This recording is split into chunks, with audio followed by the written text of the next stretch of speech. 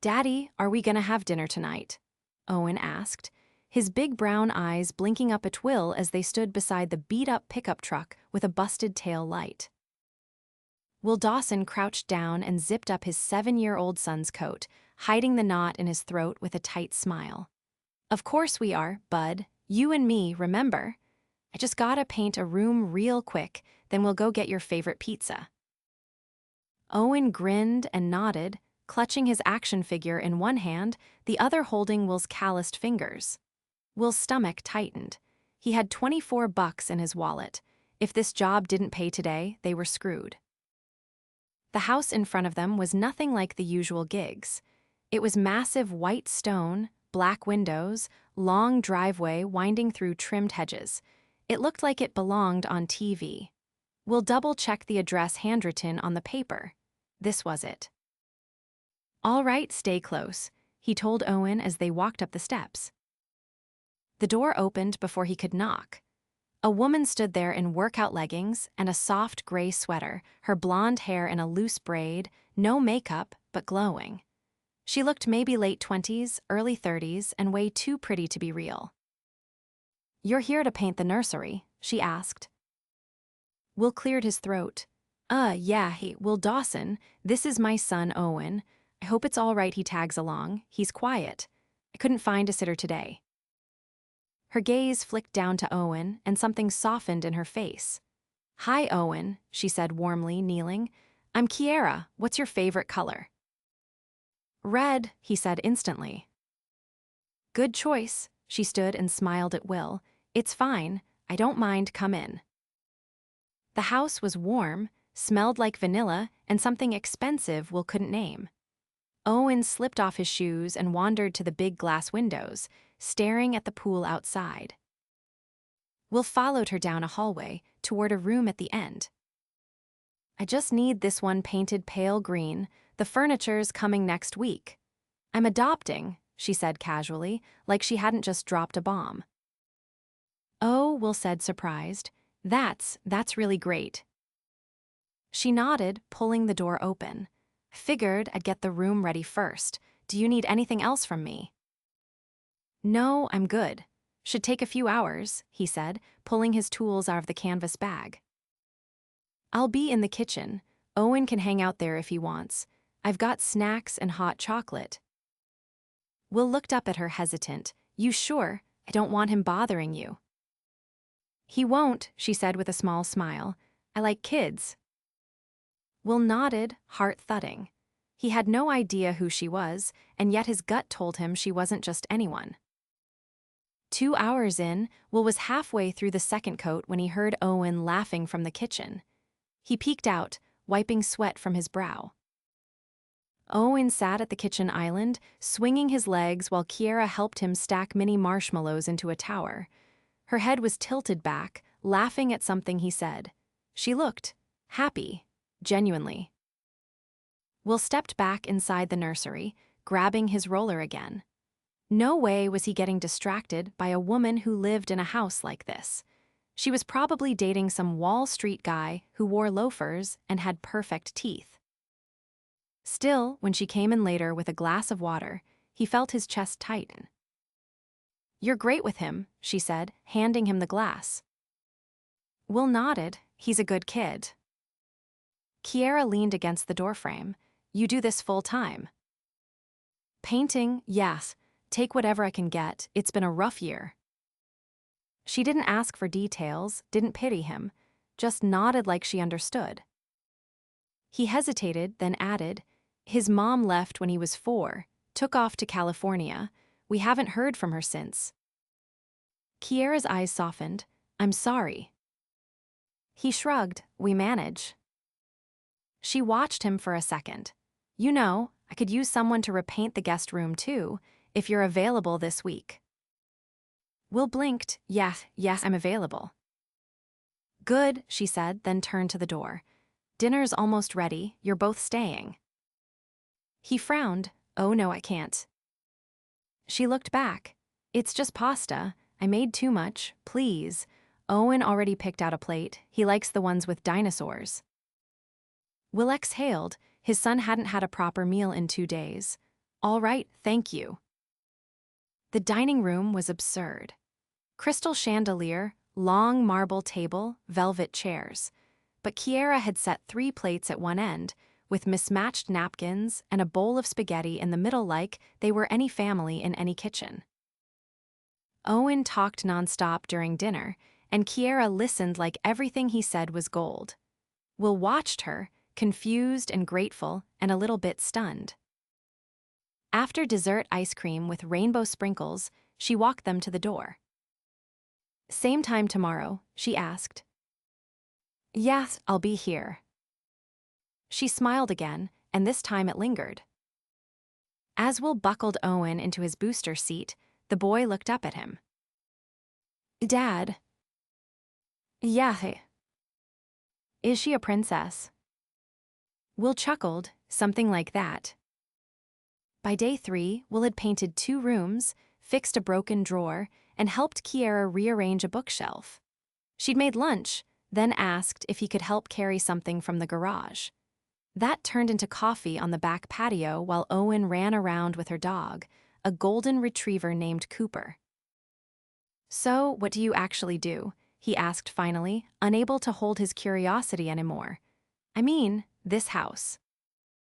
Kiera sipped her drink. I run a company, tech stuff. I started it when I was 21, sold part of it last year. She glanced at him. I'm not trying to impress you, I just hate lying. Will blinked, you're a millionaire. She shrugged, yeah. He laughed under his breath. Well, that explains the chandelier in the bathroom. Kiera grinned, it was a gift. He looked at her, really looked at her. You don't act like someone with that kind of money. I don't like people knowing, she said quietly. Usually, they treat me different. Will shook his head, you're just Kiera to me. She looked away, smiling.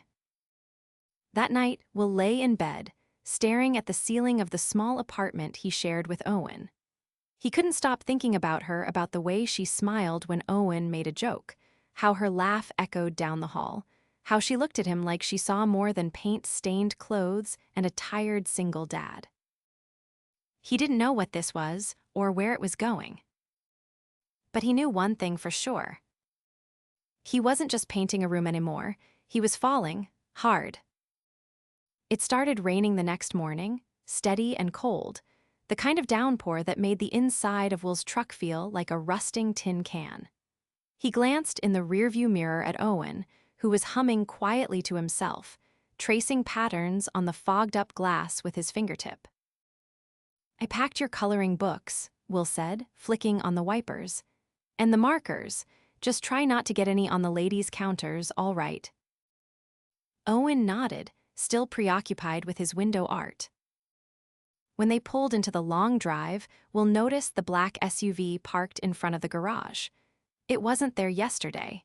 The engine was still warm, faint steam rising in the rain from the hood. Someone else was here. He jogged around to Owen's side and lifted him out, tucking the boy's jacket hood over his head before they both dashed up the steps. The front door opened before he could knock, not by Kiera this time, but by an older man in a navy suit with silver hair and a face that had probably never smiled. Will hesitated. Hi, I'm here to finish the guest room. The man looked him over like he was dirt on imported tile. You're the contractor. Before Will could answer, Kiera appeared behind him, tying her hair up. He's the one I hired, yes. She stepped around the man like she wasn't even aware of his disapproval. Morning, Will. Come on in. Owen, I made waffles. Will followed, his boots squeaking against the polished floor. Didn't mean to interrupt anything. You didn't, Kiera said, leading them toward the kitchen. That's my uncle. He drops in sometimes to remind me I'm not living my life the way he thinks I should.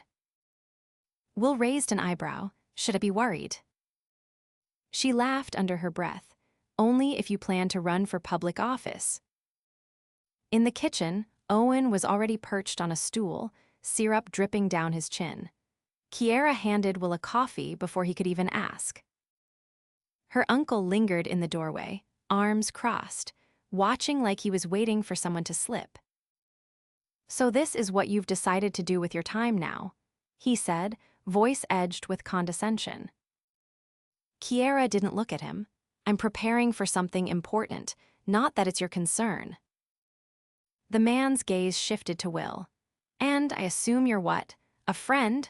he asked, tone suggesting the word didn't belong to people who wore boots indoors. Will straightened. "Just here for the painting, sir." His uncle gave a tight nod and turned away without another word. When he was gone, Kiera rubbed her temples. "Sorry, he thinks money means he gets to micromanage everyone's life." Will leaned on the counter. "He doesn't seem to like me." "Good," she said simply, then looked up. "I like you just fine." Will froze. The words were casual, but her eyes weren't. He didn't know what to do with the way she was looking at him, like she saw more than he wanted her to.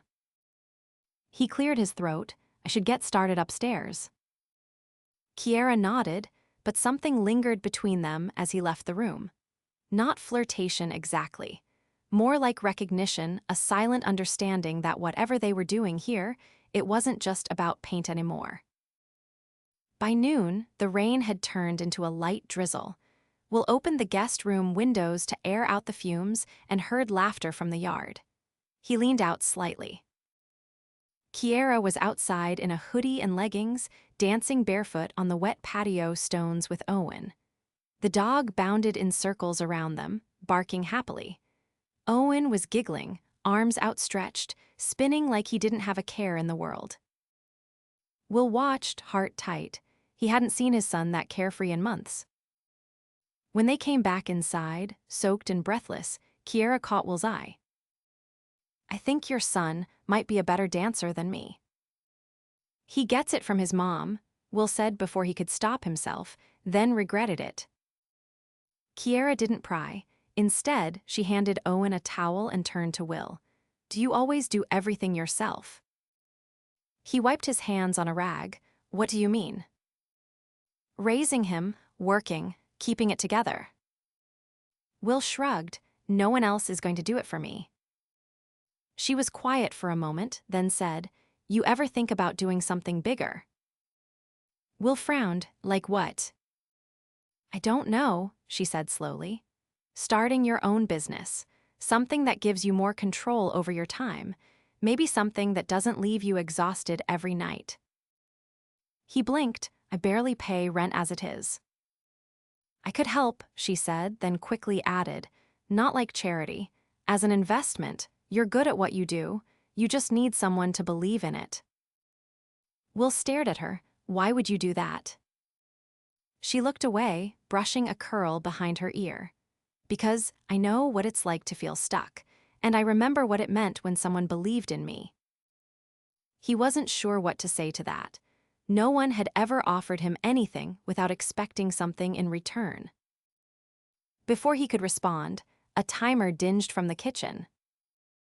"Lunch," Kiera said. "Grilled cheese and tomato soup, unless you're allergic to comfort food."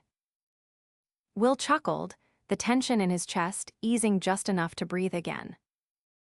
After lunch, Owen curled up on the couch with a blanket and fell asleep mid-sentence. Kiera covered him gently, then joined Will in the hallway. "I'm taking him to the aquarium on Saturday," she said. "That big one downtown, you two should come." Will hesitated. "You don't have to." "I want to," she said, cutting him off softly. "It's not about obligation. It's about spending time with people who make me feel grounded." He glanced down the hall, where his son was snoring softly. "All right," he said finally. "We'll be there."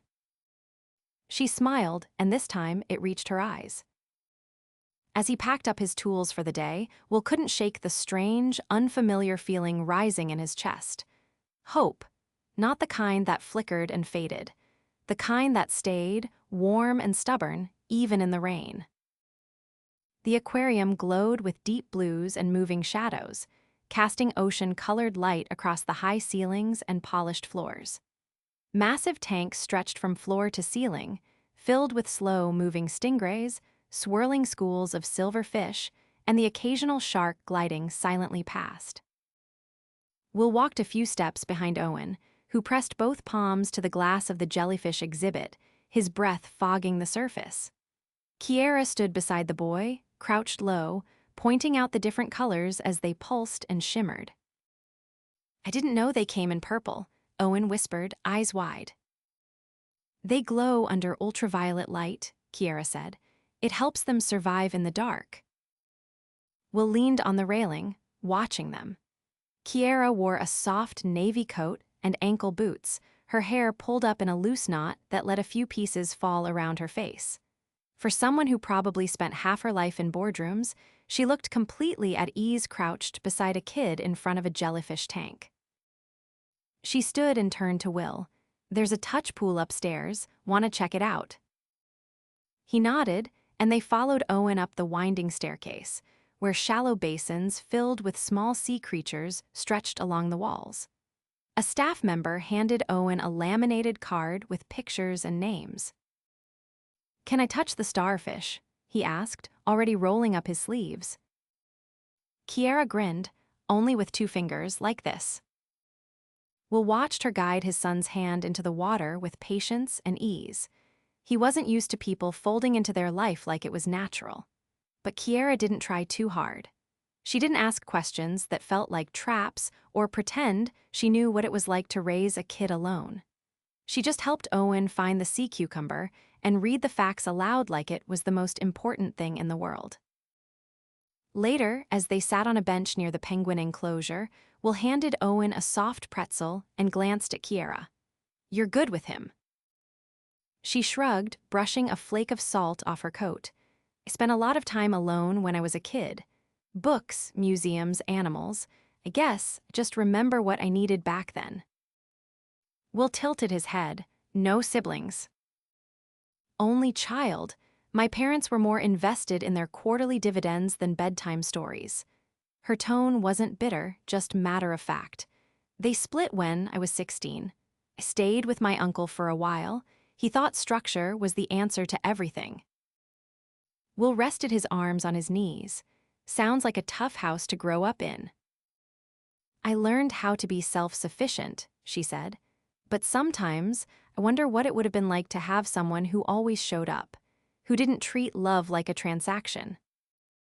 Will looked over at Owen, who was now feeding bits of pretzel to a seagull with absolute concentration. He didn't say anything for a long moment.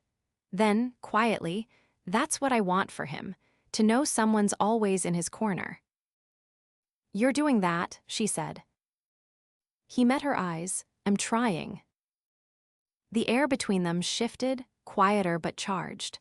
Not romantic yet, something deeper, something forming beneath the surface. As they left the aquarium, Owen fast asleep in Will's arms, Kiera walked beside him, silent until they reached the truck. "Do you have plans tomorrow?" she asked as he buckled Owen into the seat. Will straightened, brushing his hands on his jeans. "Just a drywall repair at a condo across town. Why?" "I'm hosting a dinner tomorrow night," she said. "Nothing formal, just a few people from the board. I've already told them I'm bringing someone. Would you," she hesitated, then added, "would you come with me?" Will blinked. "You want me there?" "I trust you," she said simply, "and I think it'd be easier with someone real in the room." He studied her for a moment. "What should I wear?" She smiled. "I've got that covered." The next evening, Will stood in front of his bathroom mirror, adjusting the collar of the tailored black button-down that had appeared at his door earlier that afternoon with a handwritten note from Kiera. "Just wear this. You'll look great." He didn't own anything this nice. The fabric was smooth, the fit perfect. He'd never had clothes that felt like they were made for him. Owen, staying with their upstairs neighbor for the evening, had clapped when he saw it. "You look like you're in a movie." Will laughed at the memory as he stepped out into the hallway of her house, where Kiera waited, dressed in a sleek midnight blue dress that didn't sparkle or shine, but somehow still stole his breath. "You clean up well," she said, her voice low. "So do you," he answered, unable to look away. Inside, the dining room had been transformed. Candles flickered along the long table. Wine glasses shimmered beneath the chandelier. The guests were already arriving: 3 men in suits, 2 women in heels and sharp smiles. Kiera introduced Will without hesitation. "This is Will Dawson." Someone asked, "And what do you do, Mr. Dawson?" "I renovate homes," Will said easily. "Paint, repair, whatever needs doing." There was a pause. Then one of the women smiled politely and turned back to her wine. Kiera slipped her hand through Will's arm, leaned close. "You're doing fine," she whispered. Dinner passed in a blur of clinking silverware and muted conversation about market shares and quarterly projections. Will didn't pretend to know everything, but he listened. When someone asked his opinion on a new housing development outside the city, he gave it honestly. Kiera's eyes flicked to his, impressed. After dessert, she led him outside to the patio to breathe. "Thanks," she said, leaning on the railing, "for showing up. I needed someone I didn't have to perform for." Will looked at her, the soft light catching the curve of her cheek. "I don't think you perform for anyone." "You'd be surprised," she said, then glanced down. "I'm used to people wanting pieces of me. Access. Leverage. You're the first one who hasn't asked for anything." He swallowed hard. "That's not why I'm here." "I know." There was a silence, but it didn't feel empty.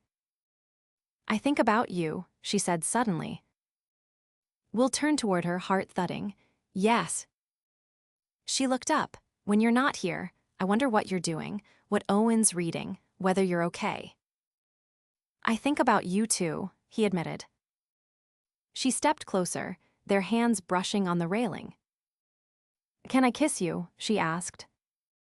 He didn't answer, he just closed the space between them. The kiss was slow, careful, like neither of them wanted to break the moment. When they finally pulled apart, Will rested his forehead against hers. "I didn't see any of this coming," he murmured. "Me neither," she whispered. But neither of them moved. "Not yet." Will stood on the sidewalk outside Kiera's house, staring at the cardboard box in his hands. Inside were a handful of small tools, a folded cloth, and the last invoice he'd written in pen that morning. He'd finished the final room, her office, and for the first time in weeks, he didn't have a reason to come back. The front door opened before he knocked. "I heard your truck," Kiera said, stepping outside. Her arms were crossed, but not cold. She wasn't wearing shoes, just socks against the stone steps. "You weren't going to come in." "I didn't want to interrupt," he said, adjusting the box in his grip. She tilted her head. "You've never knocked before." "I figured things might be different now." "They are." He waited, unsure what that meant. She stepped back. "You can come in, or you can stand out here pretending we're strangers again. Your call." Inside, the house felt warmer than usual, but not because of the heat. The lights were dimmer, the curtains drawn, and a faint trace of something savory carried from the kitchen. He followed her without a word. Owen was sitting at the table, a glass of milk in front of him, flipping through a science book. A woman around 60 sat beside him, reading along. She looked up and gave Will a warm nod. "That's Evelyn," Kiera said. "She's helping me with some things this week." Will blinked. "You hired a tutor." "She's more than that. She helped raise me. She's the one who taught me how to make paper airplanes and how to curse in Italian, so fair warning."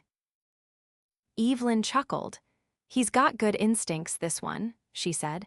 "Didn't even flinch when I told him Pluto's not a planet anymore." Will smiled faintly, then turned to Kiera. "I didn't know you were planning to bring someone in." "I wasn't, until this morning," she said. "I realized I wanted help from someone who knew what it meant to care without a timeline." He nodded, setting the box on a nearby chair. Kiera gestured to the living room. "Can we talk?" They sat on opposite ends of the couch. She pulled one leg underneath her and waited until the silence settled. "I've been thinking about what you said," she started. "About showing up, about giving someone consistency." Will leaned forward, arms resting on his knees. "Yeah. I've spent most of my life building something I thought would make me feel safe. Money, control, a house with all the right furniture.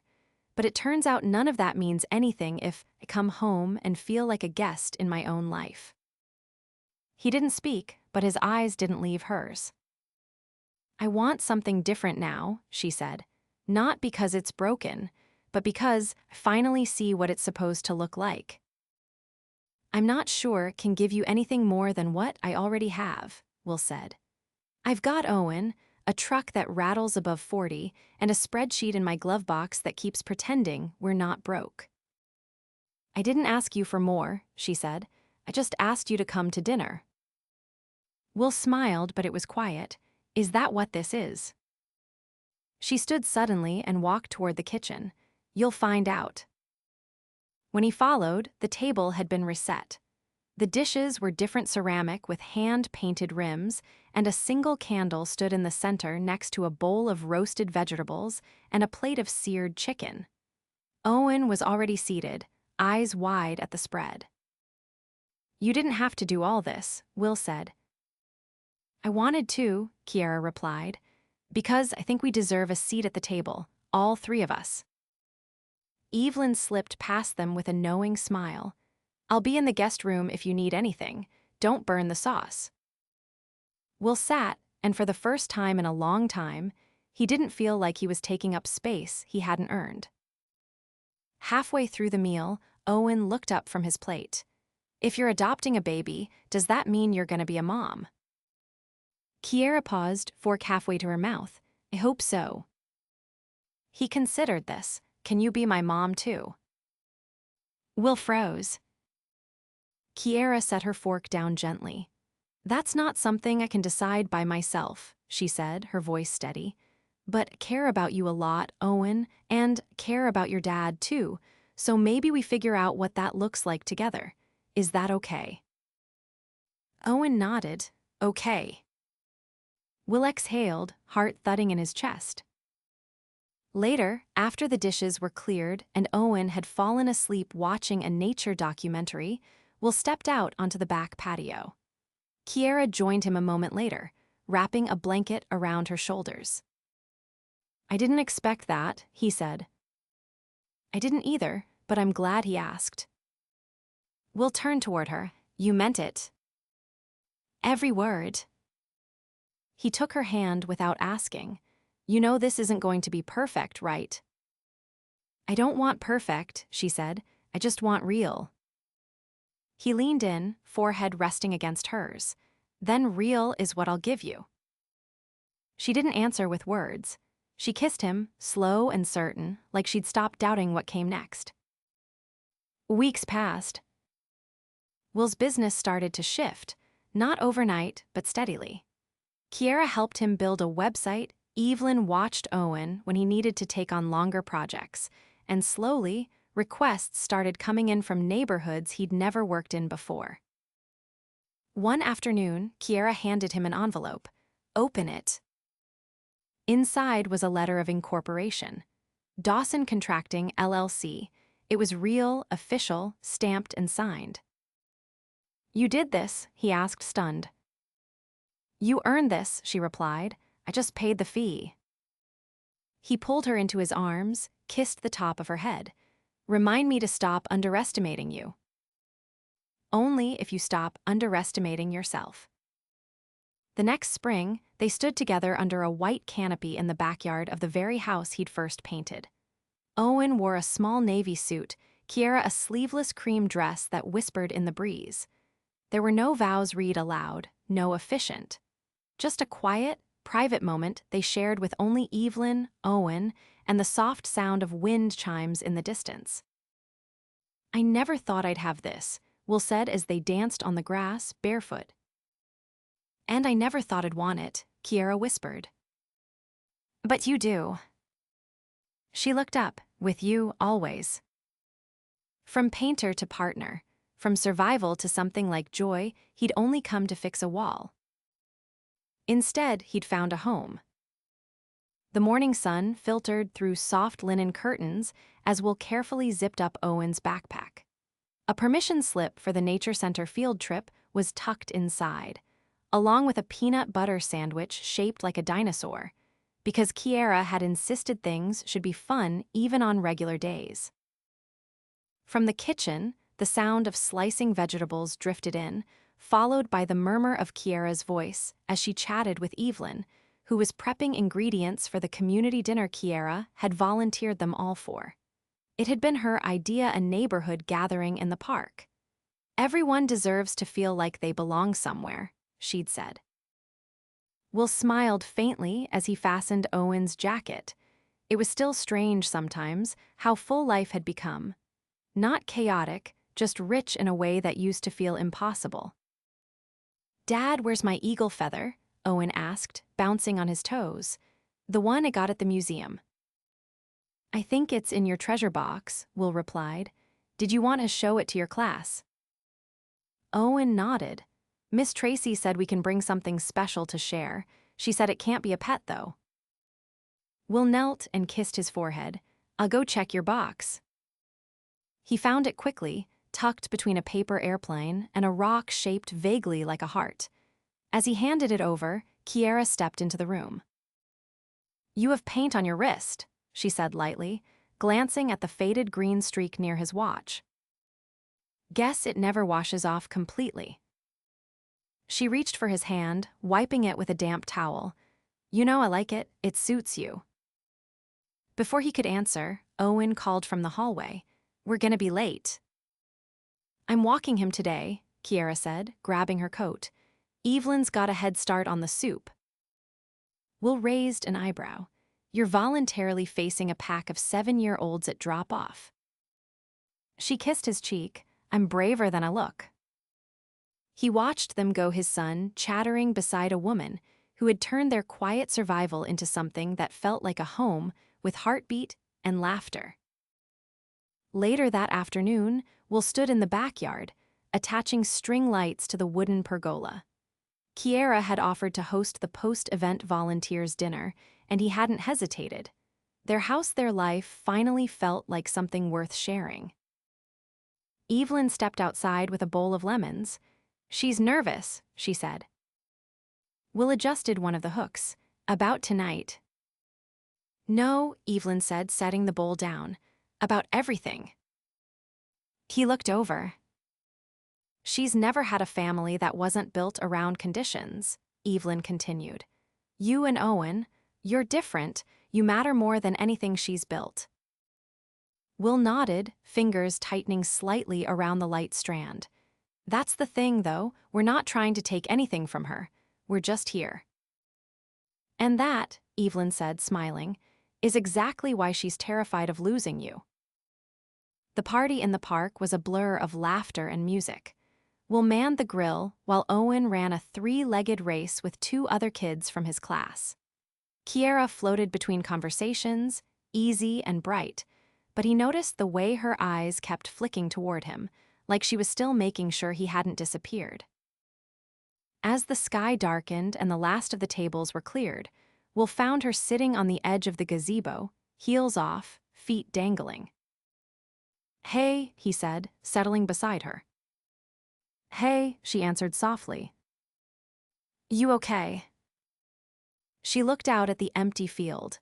"I was thinking about the night you painted the nursery, how I thought I was preparing for something couldn't define." He waited. "I thought I was getting ready to be a mother," she said, "but what I really needed was to become someone who could love without fear." "You've done that," he said quietly. "You've done all of it." She turned to him. "I know we said we weren't rushing anything, that we were building slow, but Will, I don't want to wait anymore." He reached for her hand. "What are you saying?" She inhaled, steady and deep. "I want you to marry me, not someday, not when the timing feels perfect. Now, if you'll have me." He blinked, heart thudding. "You're serious?" "I've never been more." He didn't answer right away. Instead, he stood up, pulled her to her feet, and kissed her with everything he hadn't yet said. When he pulled back, his voice was rough. Yes, of course, yes. 2 weeks later, under a canopy of string lights in their own backyard, surrounded by neighbors, friends, and the sound of Evelyn humming a Sinatra tune in the kitchen, Will and Kiera said their vows. Owen stood proudly beside them, holding the ring box like it was a treasure chest. Kiera wore a simple ivory dress, bare feet in the grass, and eyes so full of conviction it took Will's breath away. "I vow to be more than safe," she said. "I vow to be home." And Will, voice thick, replied, "I promise to never let you forget what love looks like when it's real." They sealed it not with a grand flourish, but with a kiss that felt like a beginning and a memory all at once. That night, after the last of the guests had gone and Evelyn had tucked Owen into bed with a new book and a glass of water, Kiera and Will sat on the steps of the porch, wine glasses in hand. "I used to think love had to be earned," she said, "that it came with terms." "It doesn't," Will replied, brushing her hair from her face. "It just needs room to grow." She leaned into him, eyes closed, content. And in the quiet comfort of their new life, neither of them looked back again. They didn't need to. Everything they'd ever wanted was right there in each other's arms, in the sound of a child's laughter through an open window, in the home they'd built not out of wealth or design, but out of trust, truth, and the kind of love that never had to be proven again.